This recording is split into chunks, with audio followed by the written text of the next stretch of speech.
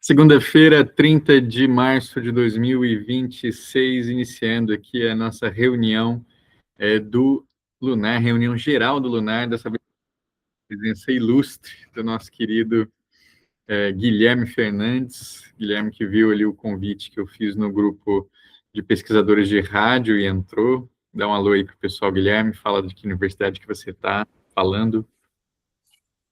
Oi, pessoal, boa tarde. Eu sou o professor Guilherme Fernandes, eu trabalho na Universidade Federal do Recôncavo da Bahia, na cidade de Cachoeira, e sou professor de radiojornalismo. Tenho outras pesquisas fora do universo radiofônico e da mídia sonora, como o próprio Andreoli.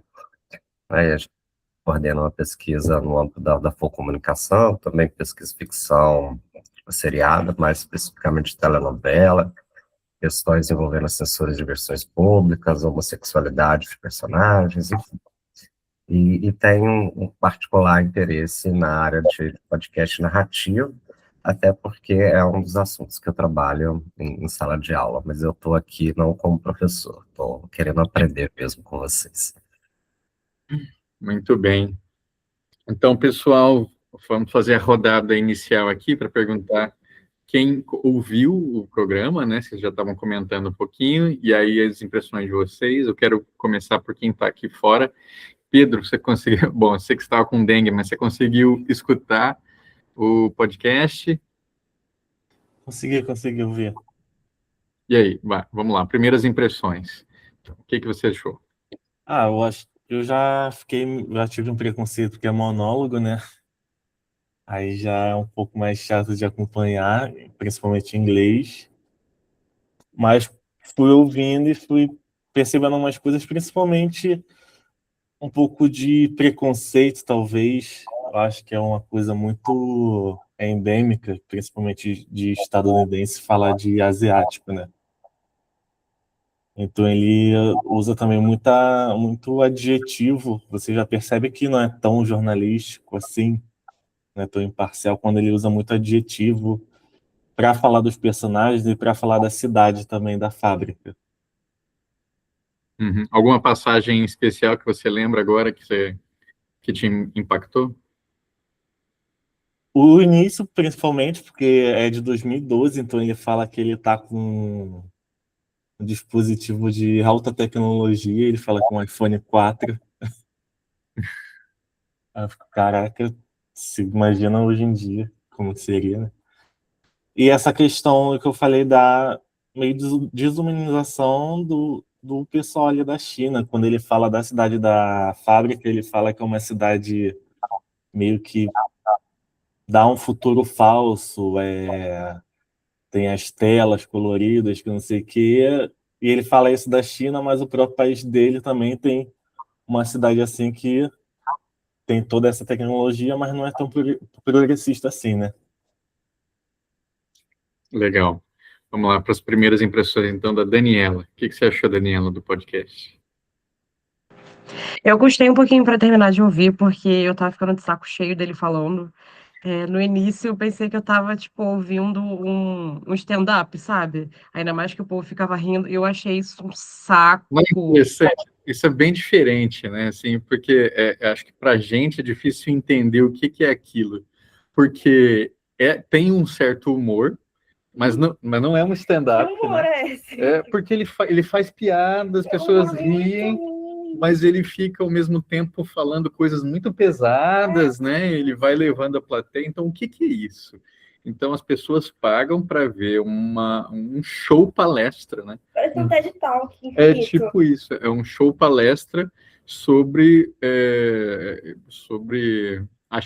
ele tem dois, né? Um é sobre a vida do Steve Jobs, que também é uma destruição ali de Steve Jobs, e outra sobre essa experiência dele na China, com um trabalho infantil na China, né? Que depois a gente vai ver que não existiu, que ele inventou esses casos para dramatizar mais o acontecimento.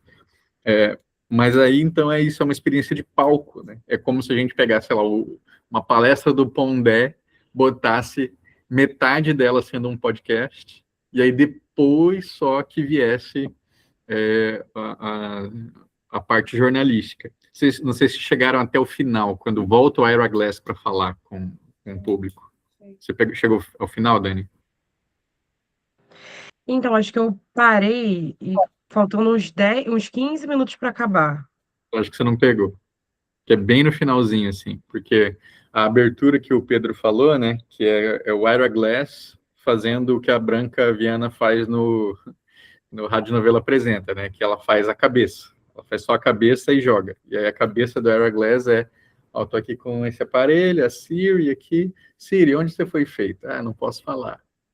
Como assim não pode falar? Tô olhando aqui atrás, está escrito que foi feito na China. E aí? Então ele faz isso já para causar imersão, chamando a atenção do público, né? Então ele já está envolvendo você ali para falar, opa, parece que tem uma coisa escusa, mas que todo mundo sabe. Então a cena inicial já é você falando, a Apple parece que está escondendo alguma coisa da gente, mas todo mundo sabe. Todo mundo sabe o quê? Que tem uma exploração de trabalho, né? Nas fábricas da China, onde esse dispositivo de alta tecnologia é feito. Mas isso é mascarado aos olhos vistos. Então, a cena inicial é essa, e aí depois a gente vai para o monólogo do Mike Dewey. E depois de 40 minutos, sei lá, de monólogo, volta para o Ira Glass com uma entrevista com o Mike Dewey. E aí ele pergunta coisas, né? E aí nessas perguntas fica um clima um pouco esquisito, assim, porque... Eu achei o tempo todo um filme esquisito. O programa todo. Então vamos ver. Sabrina, me fala as suas impressões do programa. Chega um pouquinho mais perto, pessoal, deixa eu ver. A Dani terminou de falar? Você quer falar mais alguma coisa, Dani? Desculpa. Eu só ia comentar também disso, que ele falava algumas coisas e o pessoal ria, mas aí depois ele falava coisas, tipo, de trabalho infantil e, tipo, não sei, essa atmosfera toda criada ali, eu não gostei, eu fiquei super incomodada ouvindo, já tava me irritando ouvir esse cara falar.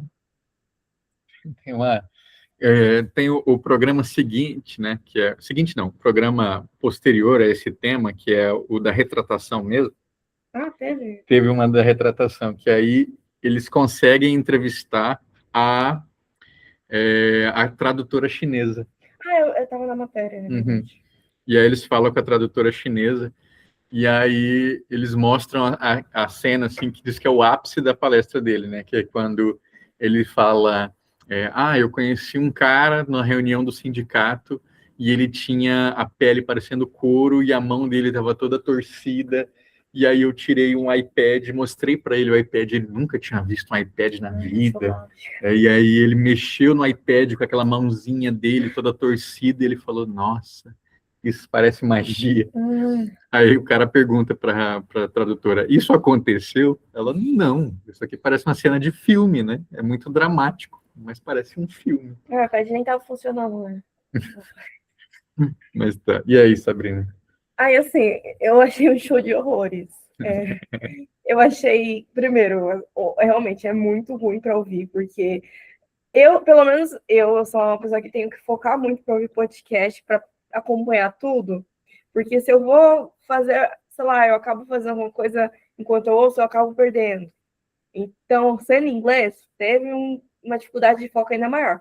Daí é um monólogo que eu até fiquei confusa, gente, mas é um podcast narrativo, tipo, eu entendi que ele fez, né, toda uma narrativa da história, tudo mais, mas não é uma coisa tão assim, realmente parece um stand-up, sei lá, um show de horrores, assim. E eu acho que ele trouxe uma coisa que envolveu muito um olhar americano, preconceituoso. Eu achei ridículo a parte que ele falou que chegou na fábrica e ficou, ai, eu me senti patético lá, um americano branco daquele meio, eu não falaria comigo mesmo. Ai, sabe, um negócio assim, o americano descobriu o capitalismo, que ele, não, eu achava que os iPhones eram feitos por robôs, sabe, uma coisa que me irritou muito, sabe, e ele não fez nenhum tipo de aprofundamento na pesquisa para realmente trazer alguma coisa que eu acho relevante, pelo contrário, ele só escancarou o preconceito que ele tem, porque ele realmente falou muitas coisas, assim, muitas coisas absurdas, ele falando também da questão de como na China não tem vida, porque a carga horária de trabalho deles é não sei o que, e ele nunca viu isso na vida, que não sei o que não, falando como se realmente nos Estados Unidos fosse o paraíso, e lá na China, nossa. Eu também achei muito confusa essa questão da timeline, assim, que do nada ele tava lá falando com o pessoal do sindicato. Daí depois eu entendi tudo, né? Que era mentira. Então, assim, eu já tava achando muito ruim. Daí, Que dia longo é esse, né? Que né? ele foi para. Quando eu descobri que era tudo mentira, eu fiquei, não é possível. Então, é muito engraçado, assim, porque ele fala que ele entrevistou 25 trabalhadores. Só ia aumentando. Aí a tradutora fala que ele conversou com entre 2 e 5 pessoas. Meu Deus. Aí quando eles confrontam ele baixa, ele fala assim, não, acho que foi umas 10. Aí ele falou na entrevista que foi para 10 fábricas, depois ele fala que foi para 5 e a tradutora diz que foi para 2. E aí tudo isso, assim, então ele foi superlativizando o que ele fez, né? E aí, e a gente tem esse movimento, né, que né, imagine que você coloque um trecho da palestra dele, e aí depois você corta e vem uma sonora do seu repórter na China conversando com alguém. Isso que eu pensei também, não teve uma entrevista, não teve nada, só foi ele falando. É muita confiança, né? É você confiar muito no depoimento de uma terceira pessoa. De um estadunidense falando de um país que a gente sabe que tem um confronto direto com a China, com o país dele, assim. Então, bom, depois a gente vai chegar um pouco mais lá. Vamos lá, Carlos. Bom, então, e falando dos confrontos... Chega perto, o pessoal te ver e te ouvir. Eu ia falar já dos confrontos, como a gente estava citando aqui, estava até anotando tudo, mas antes de falar dos confrontos, queria falar assim que foi bastante difícil de entender, como a Sabrina mesmo falou. Alguns podcasts dá para a gente ouvir tranquilamente quando está fazendo outras coisas. Agora, como é inglês, tem que parar tudo que está fazendo. Só que assim, mesmo sem entender, eu preferi continuar deixando fluir justamente porque o podcast ele tem essa completude, tem a parte da trilha sonora, das vinhetas, isso ajuda um pouquinho também a gente poder entender esse humor, ou no caso, essa tentativa de humor, né? Porque ficou parecendo Todo Mundo Odeia o Cristo, basicamente. Isso é uma versão mais moderna, uma forma deles... A senhora Morello. A senhora Morello. Desumanizarem os operários. Eu vi também na notícia, tanto na notícia quanto nas notas, né? Somando tudo, as 3 reportagens deu em torno de 100 funcionários que eles entrevistaram. Só que esses dados eles foram, como vocês estavam falando, né? Foram sempre se modificando, né? 100, 25, 15, 10. Como assim? Foram quantos funcionários, então? E aí, agora falando dessa parte do contexto, né? A gente vê que nos filmes, quando vai representar a China, o próprio filme do Karate Kid, você vê que a paleta de cores é totalmente cinza, né? Que é para representar a poluição e tudo. A pobreza, esse vazio, como falou, esse vazio intelectual, esse vazio espiritual, pessoal. Isso demonstra um preconceito muito grande, e isso também tem a ver com o próprio contexto político do petróleo e da corrida tecnológica. Então, é uma guerra fria, né? Bizarro. E aí isso impactou bastante. Por mais que eu não consiga ter entendido mesmo a tônica, mas analisando o contexto amplo, né? Porque é nosso dever analisar o contexto amplo, o contexto histórico. Aí a gente já... E uma coisa interessante, é que mesmo você não entendendo direito a língua, você consegue ver o tom que a pessoa está usando, né? Do tom, a gente consegue e pelo tom dela, você vê que ele está falando de um jeito, às vezes, condescendente, né? Então, a hora de que está representando ali o chinês, ele vai falar como se eles fossem inocentes, né? Então, ele vai modificando a voz. Então, tem essa discussão que vocês estão falando muito bem, né? Que é sobre um olhar de orientalismo sobre essas pessoas que vivem no Oriente, né? Então, é que é sempre o exótico, e seja esse exótico mágico, místico, seja esse exótico inocente, ignorante, né? Então, tem momentos no programa em que ele vai falar, por exemplo, que ao confrontar os trabalhadores com a sua própria relação de trabalho, tipo assim, mas você constrói isso aqui e você não tem um iPhone. E ela pensa assim, nossa, eu nunca pensei nisso. Será que nunca pensou nisso? É impossível. Impossível que nunca tenha pensado nisso, né? Então, esse tipo de representação, né, que coloca as pessoas como sendo incapazes de chegar a uma conclusão sem que surja alguém de fora, esclarecido, né, capaz ali de colocar uma noção na cabeça delas, que ajuda a permear estereótipos de que aquele povo é ignorante e precisa de salvação, e precisa que alguém vá lá e invada o país deles para colocar ordem na coisa, né? Essa parte que você falou do iPad, Eu até lembrei daquela história que existe dos portugueses com os indígenas, que eles apresentaram os espelhos. Os campos e os tampos, né? Que eles ficaram encantados com a tecnologia, que não sei o quê. Assim, achei muito bizarro. Uhum. E aí, o Carlos, o que mais você anotou? Ele não manda também o funcionário disfarçado, né, para trabalhar lá como operário. Um pesquisador, quer dizer. Eu estava lendo aqui na nota também. Acho que Cada reportagem entrevistou mais de 100 funcionários da Foxconn. E eles até enviaram um pesquisador disfarçado para trabalhar na fábrica de Shenzhen. Nossa, coisa de filme. E aí, o que mais você tem aí, Carlos? Falei das péssimas condições de trabalho, né? Aí eu lembrei também dos estádios da Copa do Mundo do Catar, 2022, Rússia 2018 e inclusive do Brasil.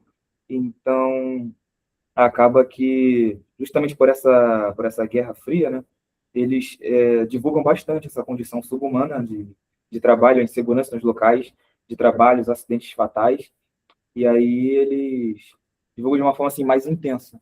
Mas agora, a própria Copa agora vai ser lá nos Estados Unidos, né? Será que estão realmente falando sobre isso? Estão tocando nesse assunto? Sim, aqui é uma no coisa Catar que... no Catar Então, isso quer dizer que é muito fácil a gente ficar fazendo programas para denunciar as condições péssimas de trabalho fora do país. E quem está vendo agora dos Estados Unidos? Tá bom. Como se só acontecesse lá. Como se só acontecesse lá. E como se os Estados Unidos não fosse miserável, né? Tem uma discussão assim no fim do programa, não sei se você chegou a pegar essa captação, Sabrina, que é quando eles falam sobre... que eles entrevistam tipo, um pesquisador, assim, né? Que ele vai falar sobre como que, na verdade, isso é uma condição de trabalho do terceiro mundo, né? Isso que eles são sweatshops, né? Que é loja de suor, assim, que eles chamam. O que você achou desse trecho?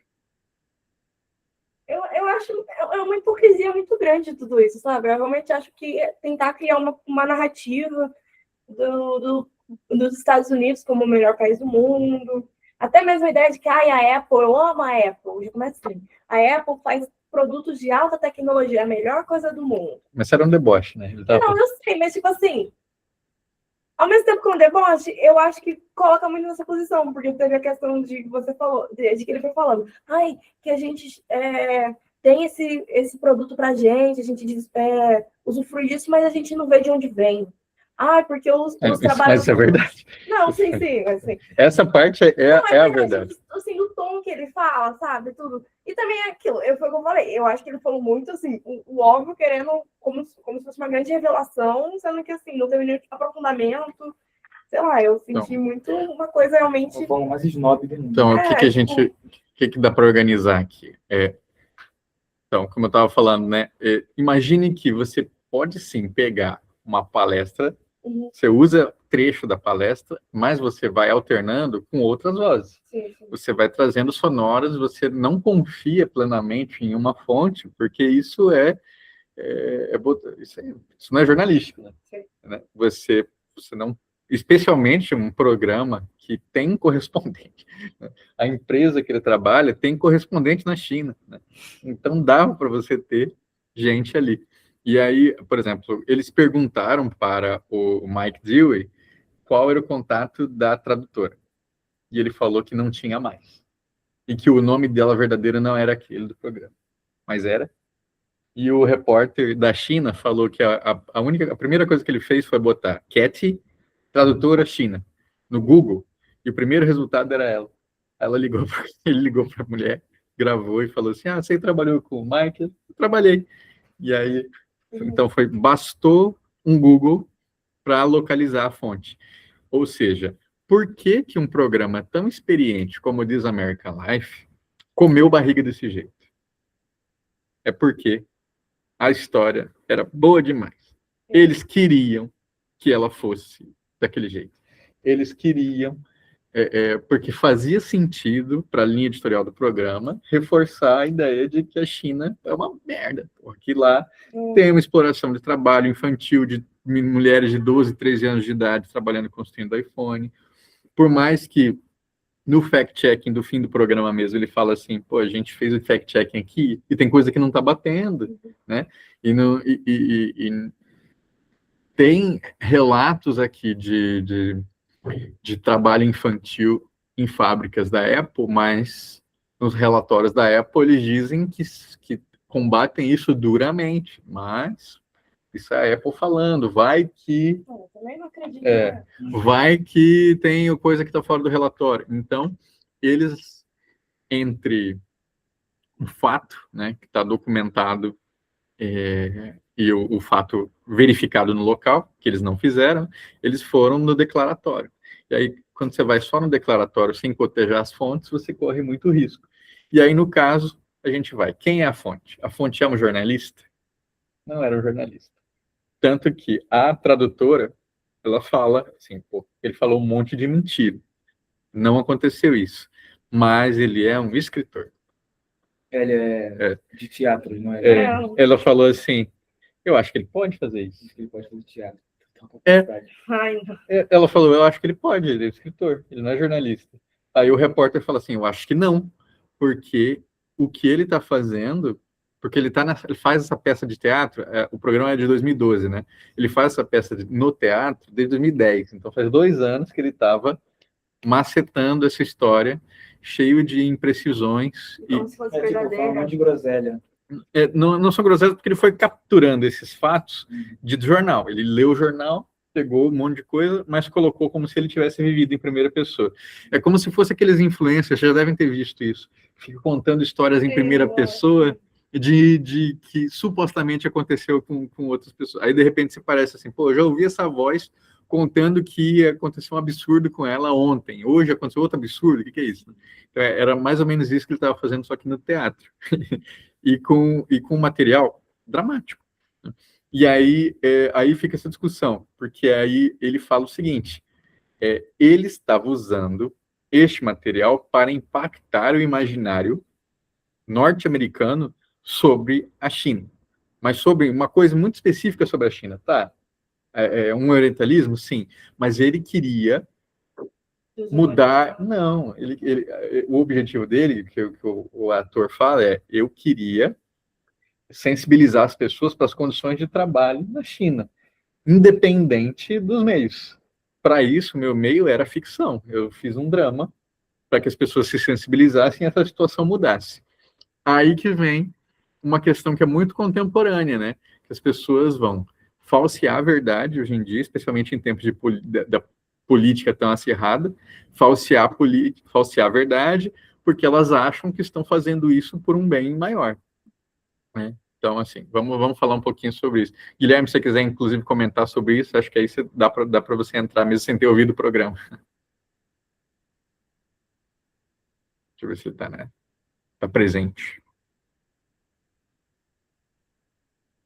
Bom, quando ele não fala nada, vamos lá. Então, Pedro, deixa eu só ver. Pedro, o que você tem a dizer aí sobre essa ideia de falsear a verdade mais por um bem maior? Acho que tem muita. Eu até ia comentar, ó, acho que o podcast também se aproveitou disso, dessa história, para lançar o episódio nesse ano, porque 2012 foi um ano de eleição nos Estados Unidos. Então, foi um assunto que provavelmente trouxe muita visualização, muita audição para o podcast.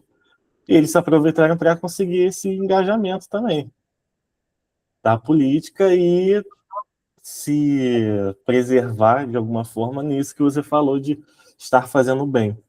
Quando aconteceu, deu merda, né? Eles falaram que era teatral, não era jornalístico.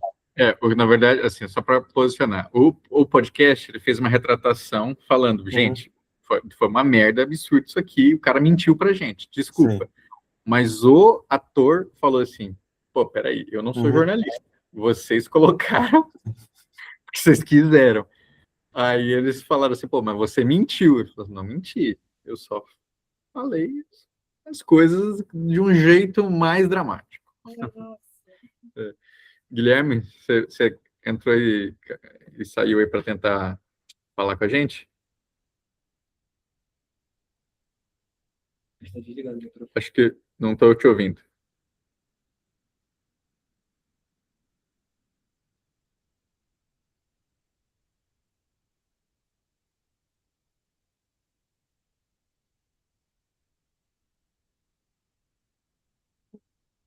Ele saiu. Acho que vai sair, vai voltar. Olha. Festival do Folclore Brasileiro. 11 e 12 de abril. Muito pouco. Aqui no Rio? Uhum. Museu da República. Pedro, você quer complementar o seu raciocínio? Quem ganhou? Foi Obama, né? Em 2012. Aham. Então, é um pouco disso que eu falei, de se aproveitar da polarização que estava com esse assunto que já é algo que gera muito engajamento lá, e tem esse estereótipo que a gente está falando da China ser fria, da população ser mão de obra, de não ter São cultura. Ele usa muito isso aí, assim, o que você faz com uma máquina quando a peça estraga? Eu descarto. Então, o cara Sim. machucou na fábrica, se foda. E até, como eu falei, quando ele descreve as pessoas, você também falou, teve uma parte que ele falou que era não sei se era uma das funcionárias, alguém que ele entrevistou era uma mulher sem expressão. Pedro, acho que você falou. Ai, caralho. Tá. Eu esqueci de ver mais uma coisa. As pessoas estão me cobrando trabalho aqui. Achei que era o cara que saiu. Dani, comenta aí. Cara, eu tava pensando nisso, tipo, dessa manipulação da verdade, né? Que, tipo, é como se fosse meias verdades, né, que ele tá fazendo. Eu pensei nisso, aproximando um pouco com fake news também, né? É E bem aí eu isso. lembrei, como o Pedro falou que era ano de eleição, eu lembrei até no grupo de estudos uma vez, quando a gente falou sobre como combater fake news. E se a melhor forma de combater fake news seria, de repente, com fake news também, sabe? Mas eu acho que, tipo, isso é uma questão muito complicada, né? Porque combater uma coisa que é problemática com outra coisa problemática, eu acho que não funciona. Mas, enfim, aí eu fiquei pensando, assim, fazendo essas aproximações mesmo. E, gente, mais sério, que episódio foi esse? Eu só queria falar de novo que nossa, muito ruim. Não dá, não deu. Esse episódio, para ouvir, nossa, horrível. Eu vou introduzir mais um raciocínio aqui antes de passar a palavra para Sabrina e Carlos. Vamos pensar, por exemplo, esse negócio de impactar o imaginário, né? Que eu estava falando. O que isso quer dizer? Quer dizer que às vezes você vai soltando coisas.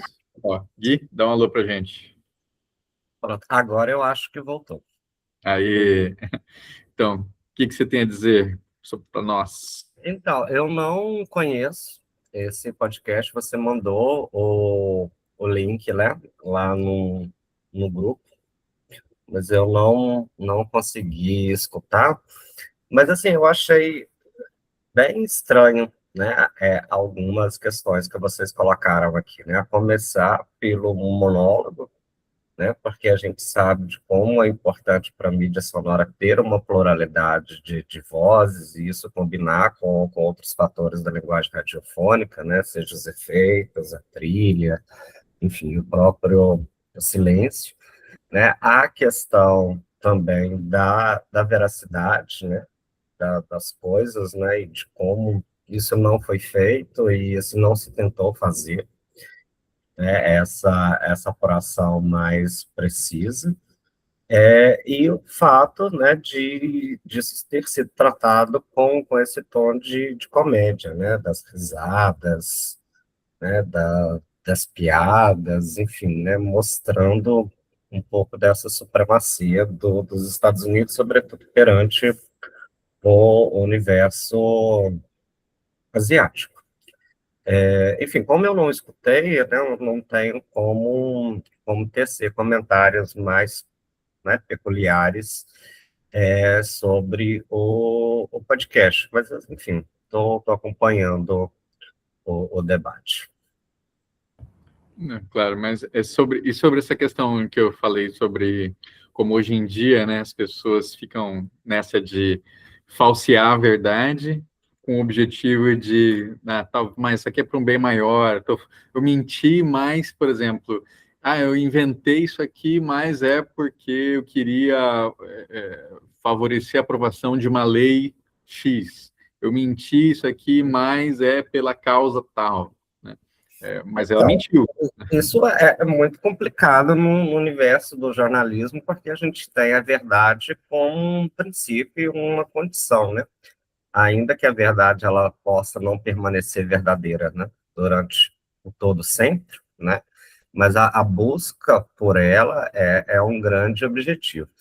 E quando a gente pensa, né, nos elementos de dramaturgia, né, que a gente traz para o jornalismo, a gente obviamente não está tratando necessariamente de algo verdadeiro, né, como diálogos, né, que podem ser ficcionais, mas numa perspectiva verdadeira, ou seja, né, que aquilo poderia ter acontecido e que a gente está utilizando aquilo para exemplificar algo que poderia ter acontecido ou não daquela forma, mas com uma intenção mais ilustrativa, né? Agora, o falseamento, seja para querer um bem maior ou não, ele não, no meu ponto de vista, ele não deveria ser levado em possibilidade em um produto jornalístico.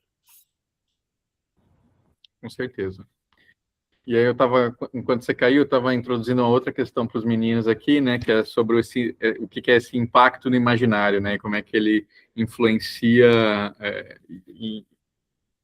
especialmente em anos de eleição, especialmente em esses momentos políticos decisivos.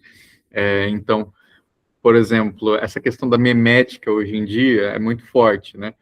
Pensem o que a extrema-direita faz, por exemplo, quando ela começa a introduzir essa ideia de Haddad taxador. Aí, daqui a pouco, eles começam assim, Haddad taxador. Aí bota ali a cara do Haddad e um meme disso. E aí as crianças começam a replicar isso. Daqui a pouco você fala alguma coisa de juros e uma criança comenta no seu post no Facebook com a cara do Haddad, exatamente. Aí fala de Haddad no Roblox. O que a criança sabe de Haddad? Não sabe nada. Os produtos né? estavam nos Correios lá, meu fone de ouvido foi impedido nos Correios por causa do Haddad. Exatamente. Então aí fica... E aí fica esse negócio, então, é o quê? Haddad é o taxador, Haddad é risível. Haddad é do PT, o PT é risível, né? É algo para se fazer piada. Né? Então você também, bem grotesco, propagandas falsas.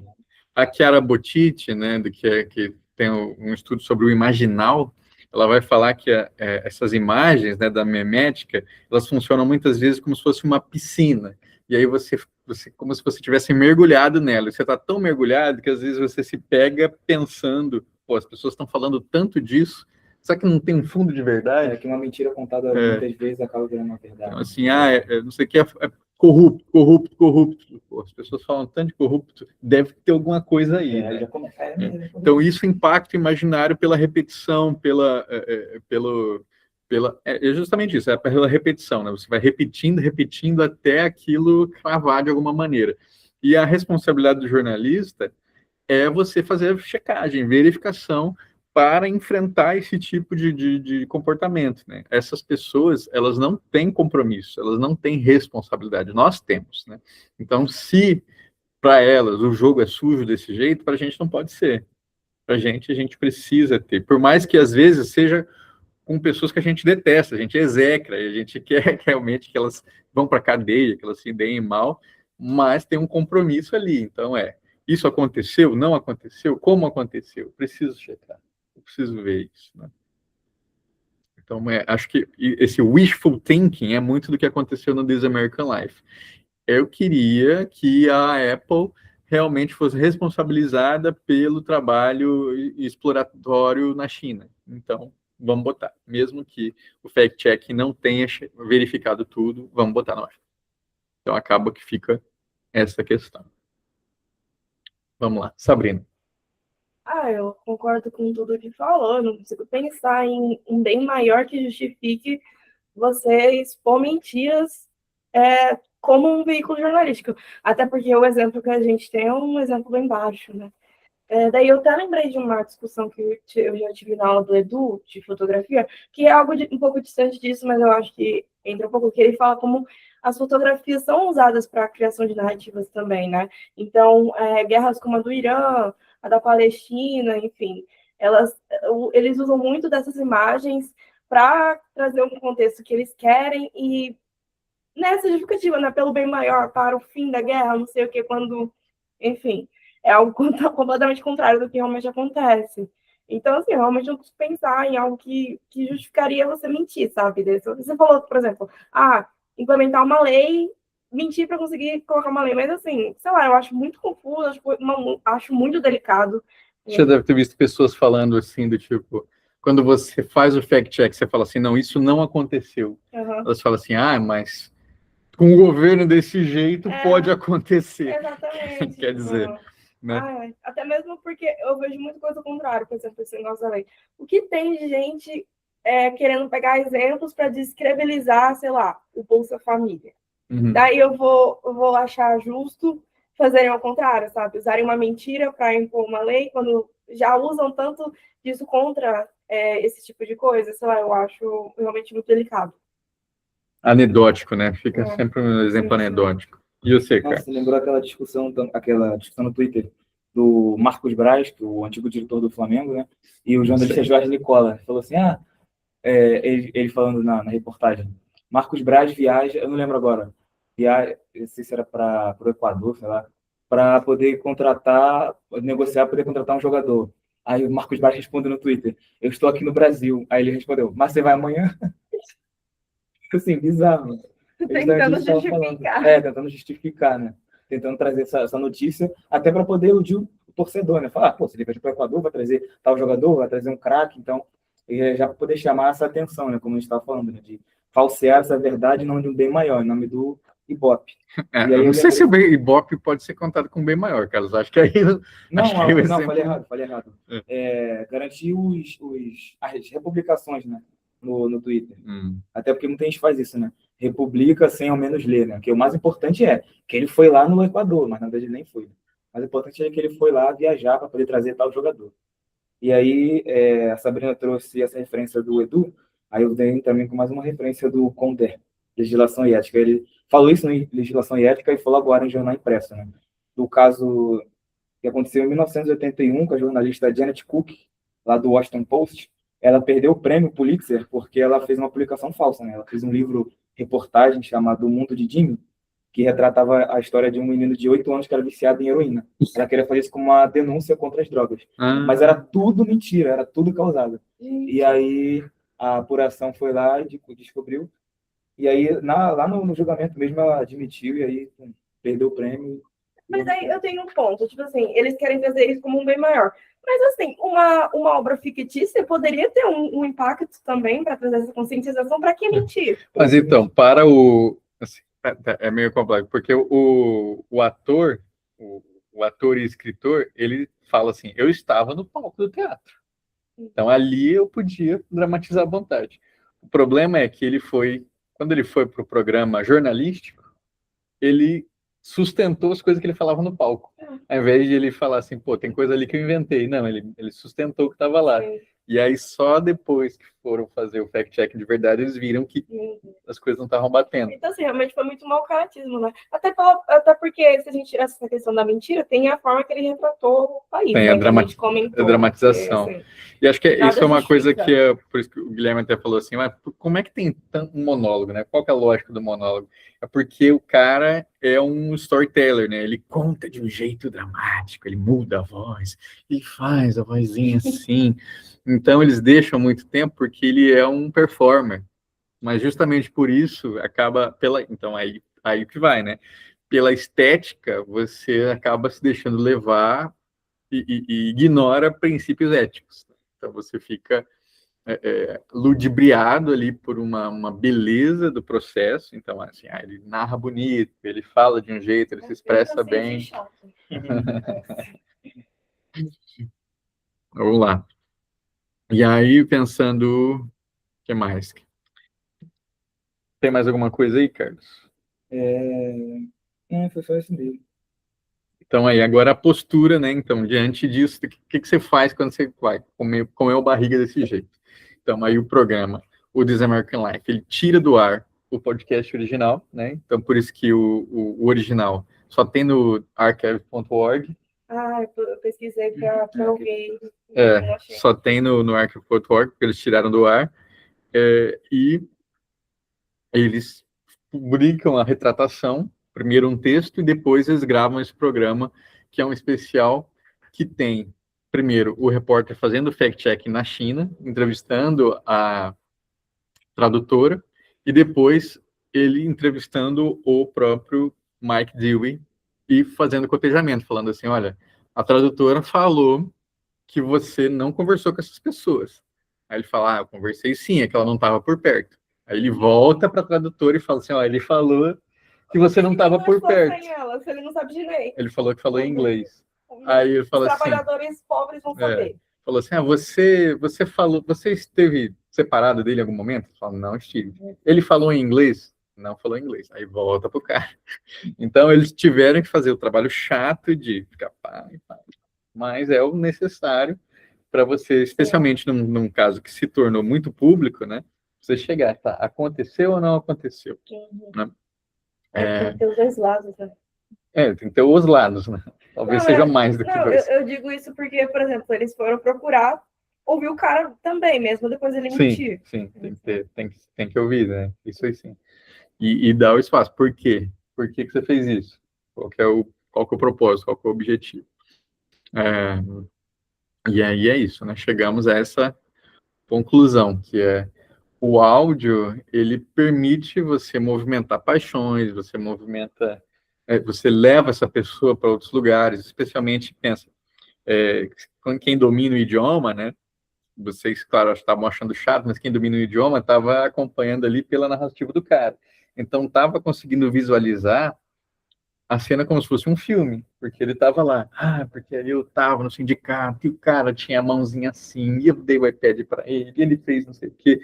Então fica, como você está ativando ali diretamente, só pelo som, no imaginário do cara, você consegue fazer com que ele visualize aquela cena, né? Então, os ouvintes, eles estavam sendo levados diretamente para essa cena de degradação, que pode ter acontecido e muitas vezes aconteceu, mas não aconteceu com ele. Né? Ele foi coletando essas histórias ao longo de anos, tirando de contexto, né, e juntando como se fosse tudo um grande absurdo acontecido no mesmo lugar, na mesma fábrica, no mesmo momento. E isso deixa tudo mais dramático, mas deixa tudo falso. Então é isso que a gente é levado a perceber. Para o teatro funciona. As pessoas estão pagando e pagaram por 2 anos para ouvir o cara falando isso. Mas para o jornalismo é insuficiente. Precisamos de mais vozes, precisamos de vozes, inclusive, responsáveis para ver como é que se está representando um outro país, especialmente de uma cultura que não é a sua. Né? Como é que você vai, mesmo fazendo uma denúncia, representar isso? Eu lembro quando eu vi uma matéria do Correio Brasiliense falando da prostituição na fronteira Mato Grosso do Sul, né, que é a minha terra lá, e aí começava falando que a Terra Vermelha subia como um faroeste brasileiro, e aí vai representando aquilo tudo como um grande faroeste, aí vai retratando as pessoas, uma degradação horrível, assim, tipo, fulano de tal espalha seus quase 100 quilos de gordura numa cama, uma cama de solteiro, de um cubículo, não sei o quê. Então, assim, que é isso? É uma repórter que, vindo de um outro lugar, se depara com uma realidade que não é dela e tem um impacto impressionista de primeira. E muitas vezes a gente vai ter isso, né? A gente vai para um lugar, uma realidade que não é nossa, vai ter um impacto impressionista. Mas aí cabe você sentar e pensar, tá bom, esse é meu primeiro impacto. E agora? Eu preciso elaborar isso. Eu precisa passar pela primeira impressão. E para isso também tem o seu editor, tem outras pessoas que trabalham com você, para você não deixar passar essas primeiras impressões que muitas vezes vão ser estereotipadas, vão ser limitadas, vão ser muito restritas sobre como é a vida daquelas pessoas. Por mais que seja chocante, a vida dessas pessoas não é limitada ao terror, né? Não é limitada à miséria humana. Muito bem. Guilherme, mais alguma coisa a adicionar aí para a gente? Não, no momento não, mas assim, eu só fiquei pensando que é uma dúvida existencial minha,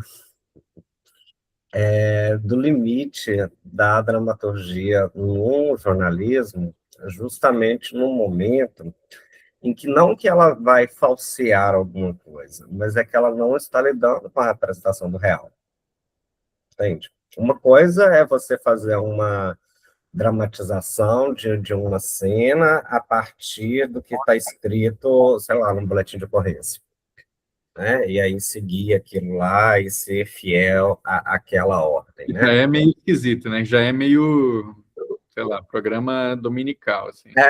Não, mas assim, isso é bem comum, assim. A dramatização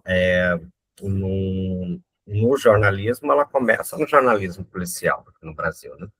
Mas, assim, eu não sou a favor disso, não. Assim, aliás, eu detesto esses programas de jornalismo policial.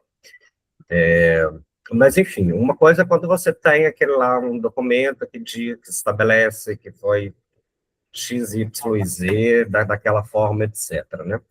A outra é quando você não tem algo que se basear no âmbito do real, mas promove sei lá, um jogo narrativo para que aquilo pudesse ser crível, entende?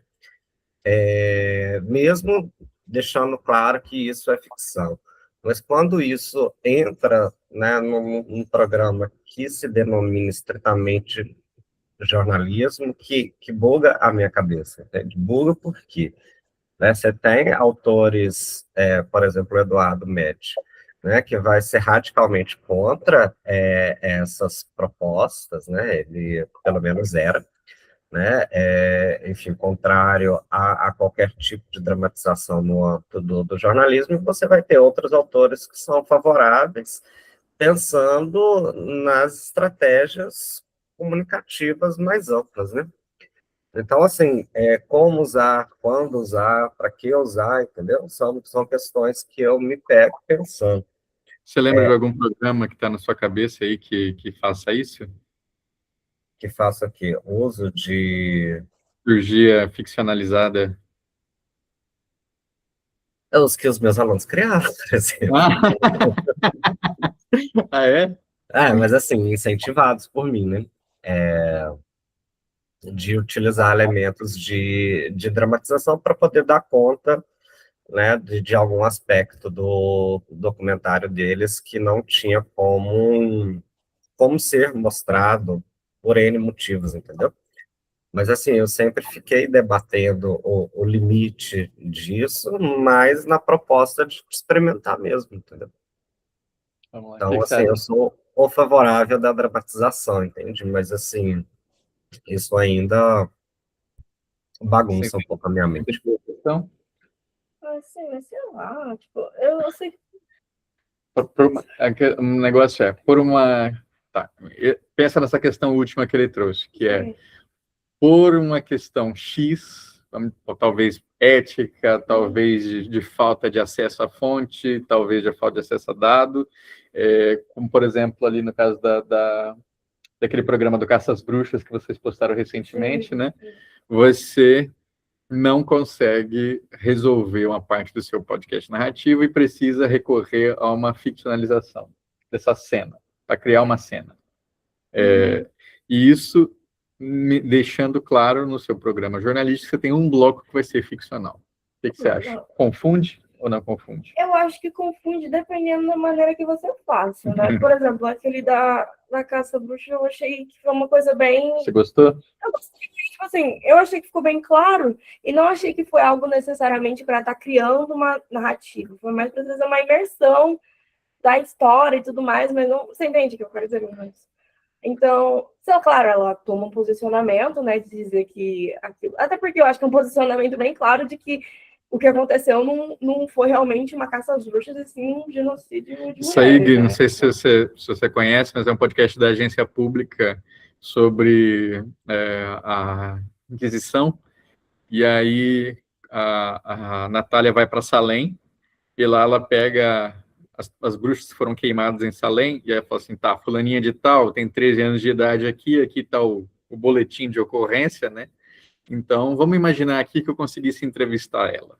Aí ela toma essa forma bem clara também, né? ela fala, vamos imaginar. Que eu tô entrevistando. Eu acho que é uma coisa... mas depende, porque... Sei lá, Fica longe, não. Fica pertinho. Ai, desculpa.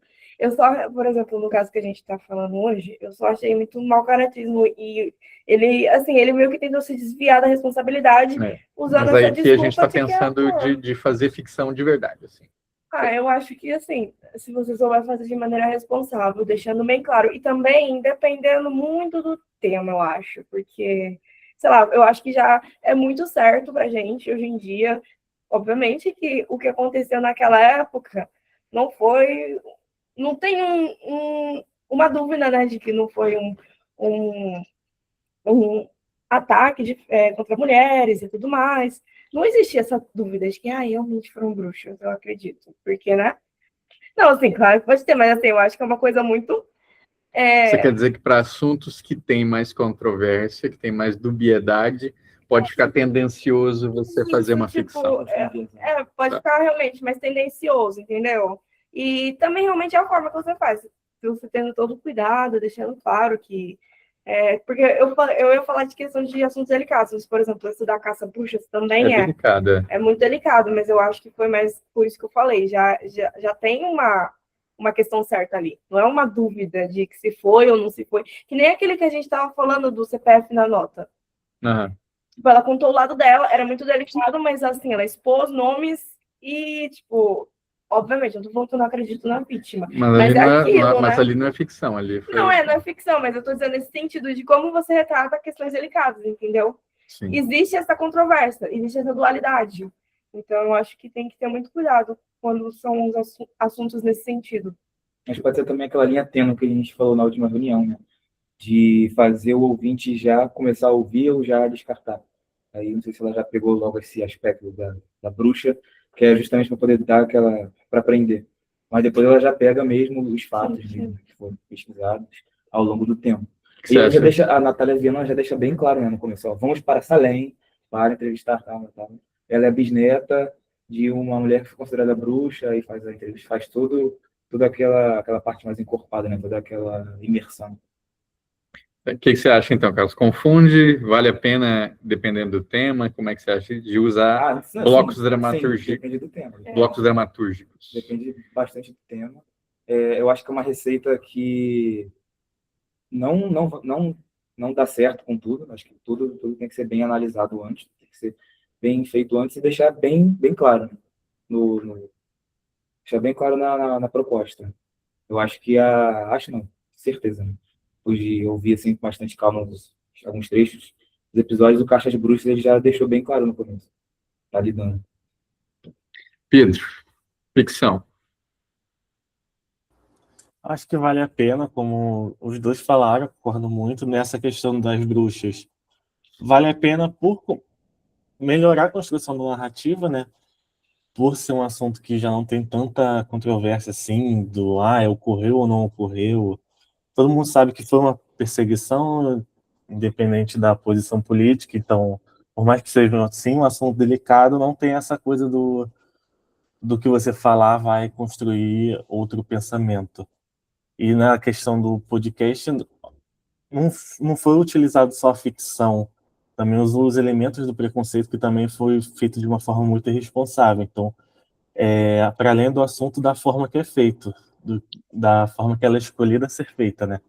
Pedro, o que você acha de fazer um podcast e aí você faz entrevistas fictícias com orixás? Eu acho interessante se você... É o que eu falei. Qual é o assunto do podcast? Qual é o tema? Você vai falar da história dos orixás? Como você construiu a resposta do orixá? Pois Você consultou alguém que... Você consultou alguém que estuda isso, alguém que tem contato com a religião, com a cultura, ou você só... eu acho que é isso. Porque aí a Dani faz aquele post na semana passada sobre a sonoridade da ficcionalização, né? Que aí é, tipo assim, como é que a voz de do orixá. Como é que eu estou representando isso? Como é que ele fala? Como é que ele se expressa? Eu vou botar Exu falando de um jeito meio malandrão, eu vou botar ele falando de um jeito mais imponente, né?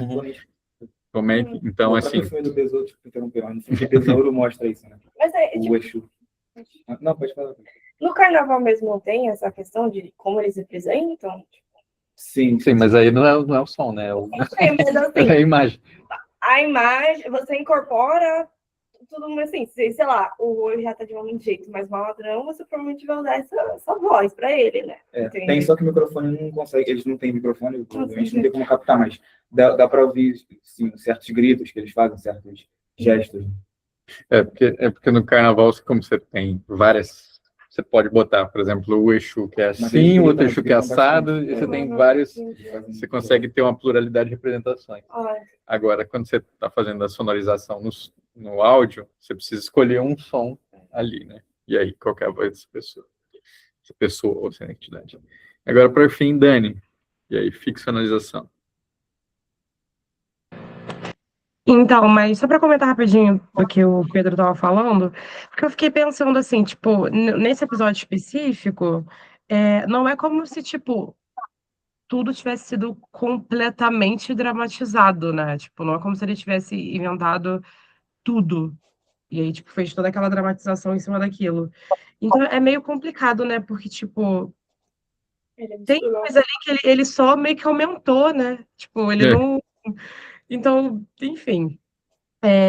Agora disso da sonoridade da ficcionalização, você falou agora de Exu e eu fiquei pensando, porque, tipo, como trazer isso realmente para o som, né? Porque quando a gente pensa